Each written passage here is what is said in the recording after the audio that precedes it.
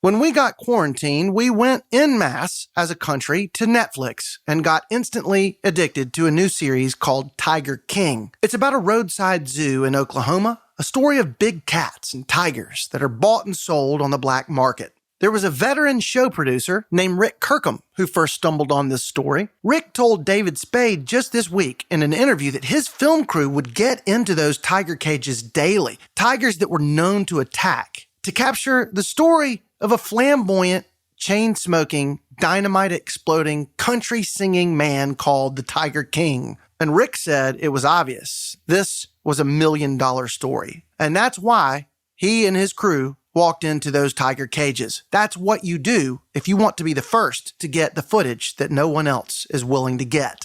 Well, it's another Monday here in Houston. The city is still. Everyone remains hunkered down. We are all keeping far out of sight because we all know right now in this city, the world is a tiger cage and threats are incoming. But from the midst of this, just as with every other generational story, suddenly there emerges a woman, someone who is not so afraid of a tiger, who has intentions, obviously, about something more than making an easy million. Her motivation comes from something akin to duty bubbling up inside of her, maybe mixed with some careless passion for capturing art. But after speaking with her, maybe we'll all get that it's maybe a little bit of both, all wrapped tight in a casing of what is love for her town and its people.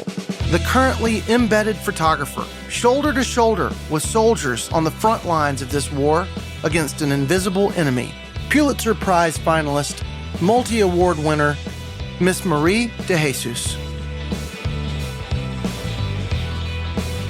Our executive editor, Steve Riley, told me early this week, reporters are forced to interview people from home. They can't get out there. They can't put boots on the ground. They're trying to obey this quarantine. But then Steve added something that was obvious, but also very profound. There are photographers certainly cannot shoot a picture over the phone. In yesterday's paper was a photo spread called Portraits of Houstonians in Our New World. Beautifully shot, and it was genius. You figured out a way to put boots on the ground, get the intimate shots, communicate with your subjects, but you maintained a safe distance away. Do you mind pulling the curtain back a little bit and telling us how you orchestrated those shots? I received a call from the features editor and, one of our photo editors asking me to conceptualize this idea of lives behind the glass, right? Life beyond doors and walls and truly maybe understand what our neighbors were going through. At the same time, a photo has to be compelling. It should evoke emotion. It should be well layered, but part of that layering includes that it has to, or at least for me, by my book, especially for this project, show a certain level of beauty, originality, and a sense of Houston. Shooting through a window means there's glare, there's screen mesh material in the between. There is lack of intimacy in general, right? I strive, and I have told many other photographers, right? Best photos mean intimate photos, really getting to know your subject. So one thing about this virus is that we have had to change completely the way we are reinventing ourselves. When we're reinventing the industry, we're reinventing photojournalism. And this is, I think, my first attempt at that. Keeping myself safe as well as my subject, but at the same time showing intimacy. And that is the biggest obstacle of all, except that when I arrived, these Houstonians I have been doing this for 10 years. And what I saw was so much emotion, so many dreams put on hold, at the same time wanting to use this time in a way to reconnect with their families, reconnect with the little ones of their homes. And the more I understood, the more homes I visited, the more I understood the potential of the project. Okay, so the last picture in the gallery shows two couples split by two apartment buildings. They're both kind of on their balconies and they're having a conversation, and they got to be about 10 or 12 feet apart. They look happy. It looks like a normal world. Sun shines out. There's a palm tree. I arrived not knowing much. The time of the day was perfect. The light was beautiful. I didn't even know where to park, okay? I I am encountering a part of Houston that I'm not necessarily extremely familiar with, which is part of the surprises of this project. 2 buildings, one next to the other, with 2 balconies, an ideal situation in the middle of this crisis. If these 2 neighbors get along, I mean, this is like, it just hit me like a thunderstrike. Oh my God, there's going to be 2 group of friends talking to each other as they're doing during the middle of this crisis without hurting each other, without passing each other a virus, but still being able to connect in the middle of a beautiful kind of sunset type of moment with all of the aspects. We have a pet, we have diversity. I mean, we had it all. Sometimes you're shooting and you're going to families, and sometimes the window is not ideal because the windows won't open or the screen mesh it's not removable. So when you have little victories like that, it's such a great encouragement. I want to know, do you think of yourself as an essential worker? I wonder if you've had that thought, or even if you have gone through an administrative process to get you credentials so that you can walk the streets. To me, I want to know from your perspective what the power of photography is right now. Is it just art? Is it window to the world? Is it accomplished so that you personally can help put things in motion? Or is it something motivating or a part of you? So I consider myself a visual storyteller who is definitely an essential worker. Basically, we are giving a face to the story. There's something about the visual elements of a photo that makes people feel empathy. If you can get your readers to that point, the probabilities of change and action are of higher probability. And as my journalistic side of it, that is my first responsibility, my community, keeping them informed. So there can be changes, adjustments in the benefit of the community. If it's something that it's so distant, it's something in Italy, right? Like, ooh, the crisis is in China. Ooh, the crisis is in Spain. It'll be really hard to get Houstonians to truly understand the danger they might be in, their own families, their own communities, the impacts, right? It's not just a health impact, this is an economy impact. So I believe that when we are visual beings, we respond to visual cues.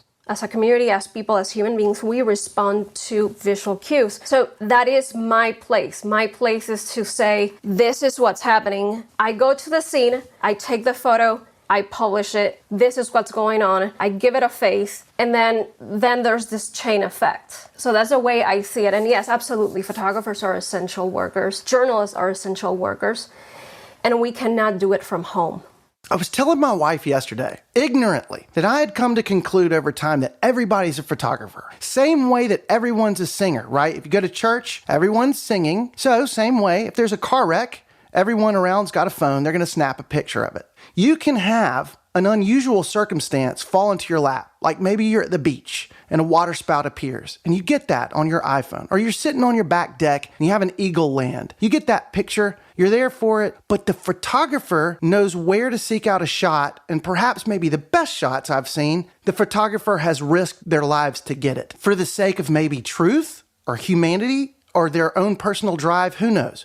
I've thought a lot since last night about what a great shot is, how it's accomplished, what its value is in a moment like we are currently in. And here's what I concluded, and you tell me what you think about kind of my definition of what it is. Certainly not everybody is a photographer. Very few people are a photographer.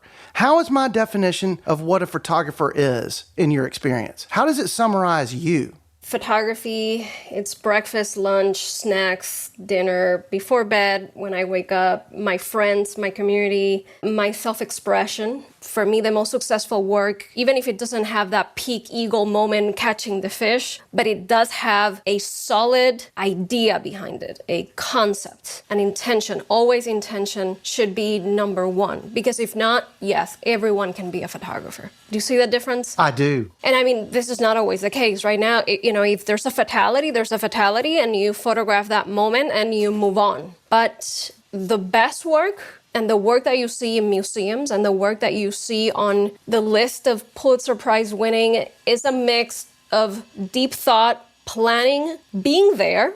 You gotta be there. You gotta get out of your couch.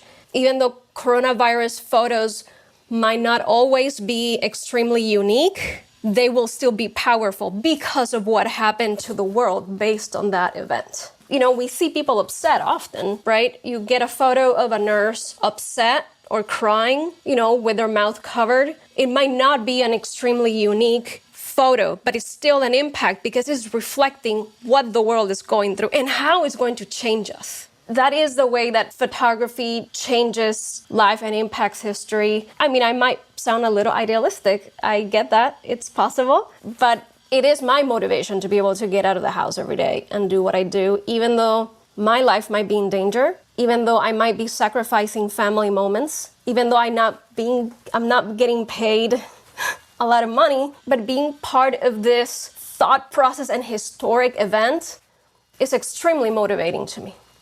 One of your subjects was a lady named Caitlin Griffith, manager at a closed Italian restaurant. You must have asked her, which is a great question, so I'm going to ask it of you, what she was going to do when all of this ends. She said, I want to go eat and drink at my favorite restaurants and bars when they open back up, and I want to go to a baseball game. What are you going to do when this is all over? The first thing I'm going to do after this is over, and this might sound a little cliche, taking into consideration my background, but the first thing I'm going to do is stop putting excuses, and I'm going to go and take salsa lessons. That is the first thing I'm going to do. I am probably the only Puerto Rican in the entire world that sucks at dancing, okay? And I am so embarrassed about that. You have no idea. So the plan is I am going to slow down, and I hope my bosses hear this. I'm going to slow down and take my salsa dancing classes or lessons right after this. So, yes. You know they have a thing called YouTube, right? I know, but I am one of those that need the personal connection and the community.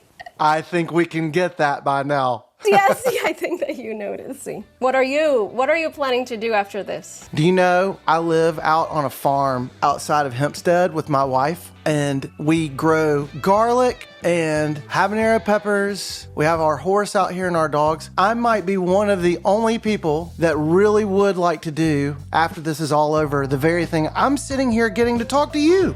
What more would I want to do after this thing is over? I just hope everybody comes through it okay. I hope so too. I just can't wait for this to be over.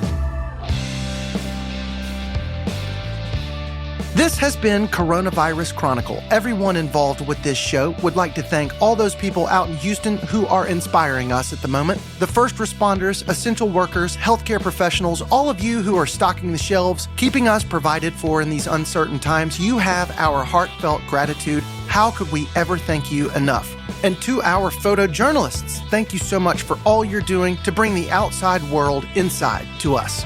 Managing editors Mark Larondo and Maria Reeve, we thank you for supporting us on this. We appreciate your vision. Scott Kingsley is the Houston Chronicle podcast editor, and I am Farrell Gibbs. The music you're hearing, that's my band, All the Kimonos, but Houston musicians, we are calling for songs to feature each week. Send us your music. We'd love to hear it. Maybe it would be a way for us to get your music out there in these times where audiences are rather scarce. It would be a thrill for us to see that happen. You can email them to hcpodmusic@gmail.com. And until we meet again, to the kindest, most resilient city I've ever known, let's stay that way. Houston.